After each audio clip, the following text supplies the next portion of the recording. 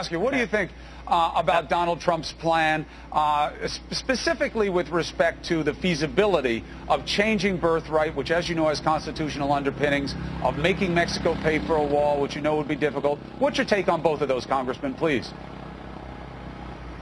Well, when I read through that document in the end, I thought it's a very, very positive document. It's bold, it's strong, it's broad. It covers most of the things that you'd want to cover. I'd like to plug a couple more things in there.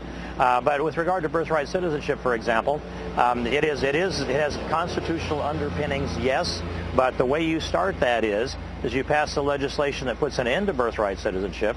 I happen to be the author of that legislation, and then it will be litigated. There isn't any doubt about it, but there's a clause in there that says, and subject to the jurisdiction thereof, all persons born in the United States and subject to the jurisdiction thereof are American citizens, or are United States citizens, to be more technically correct.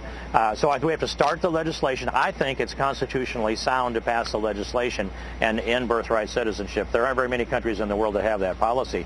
But I was curious for some time about how Donald Trump would get Mexico to pay for the wall. You know, as you know, I've advocated for a long time for a wall and a fence on the southern border.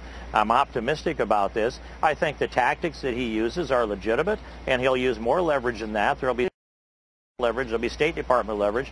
I think that he can get to that place, but whether they do or whether they don't pay for the wall, as he says in his document, the cost of that wall pales in comparison to the cost of not